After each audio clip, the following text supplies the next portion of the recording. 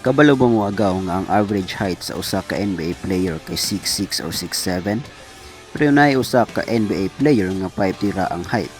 First round 12 overall pick nga nagpakita og talento sa pagdula og basketball. Bisan pa man sa iyang height nga 5'3", nakipagsabayan sa mga higante sa liga o nakipagdikdikan sa mga ilado nga NBA superstars. Oo, tama inyong nadungog mga agaw. Wala mo na mali, usa ka 5'3" nakasulod sa NBA. Recorded as smallest player that played in the NBA in history. Interesado na ba kaagaw?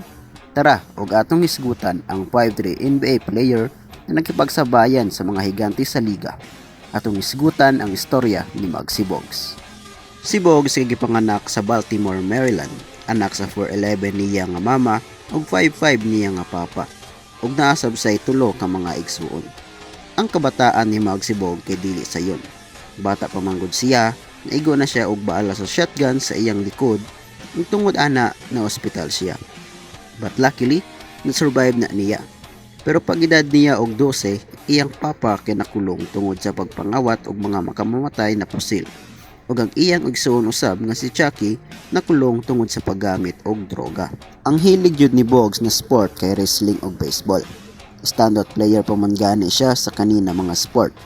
Pagtungtong niya og high school sa Southern High School sa Baltimore, nagsugod na siya og dula. Pero nagtransfer og school sa Dunbar High School sa Baltimore, Japon para sa mas nindot nga kaugmaon. Sa Dunbar, nahimo silang teammate sa mga future NBA player na sila David Wingate, Reggie Williams ug Reggie Lewis. Ipangunahan niya ang Dunbar High School sa ilang mga success. Sa iyang junior year, 21-0 ang ilang record sa 1981-82 season ug 31-0 sa iyang senior year kadtong 1982-83 season. A total of 52-0 win-loss record ug ang ilang team ginakonsidera as the greatest high school basketball team of all time hangtod karon.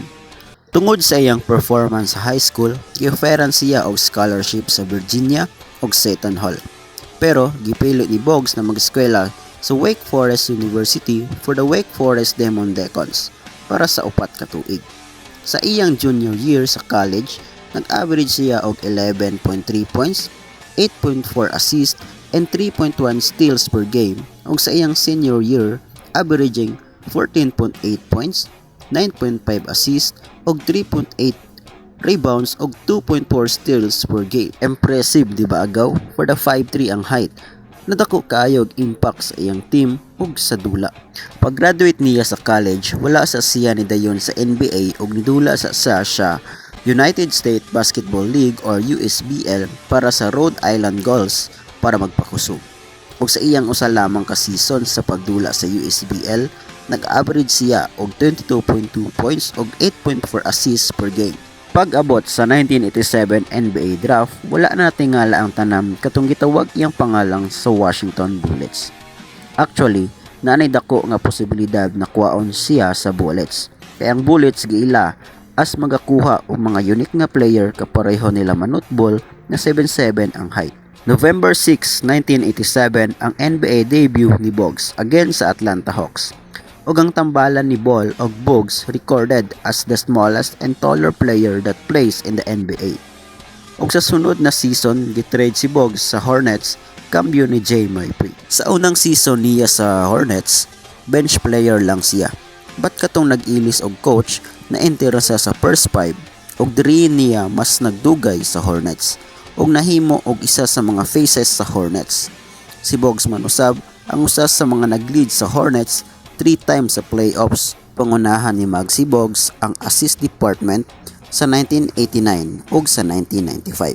Hangtod sa August 1995 na injure niya ang iyang tuhod ug gihuman lamang niya ang season og 14 points sa unom ka dulaan. Pero nibalik siya og nidula pero nagmintes og 17 games ug ang iyang produksyon ni baba. Kung sa wala nagdugay, gitrade siya sa Golden State Warriors sa 1997 to 98 season. Ug gipangunahan na sad niya ang Warriors sa assist. Pero 36 games ra ang iyang nadula tungod sa hamstring ug knee injury ug chickenpox. Ug sa wala nagdugay na trade na sad siya paingon sa Toronto Raptors kadtong 1999 to 2001. Ug sa Raptors nagamit og maayo ang iyang pagkabeterano sa mga younger players na kaparihan ni Vince Carter. Ug nidula og 80 games for the first time since 1992 to 93. Ug tungod sa pabalik-balik na ni injury, gibuhian siya sa Raptors paingon sa Knicks, sa Dallas Mavericks ug nagretiro. Ang istorya ni Muggsy Bogues nagpamatuod nga dili lang para sa mga higante ang dula sa basketball. Ana pagaani na siya, wala na sa height nagihatag sa imuha. Naana kung paunsa na nimo gigamit.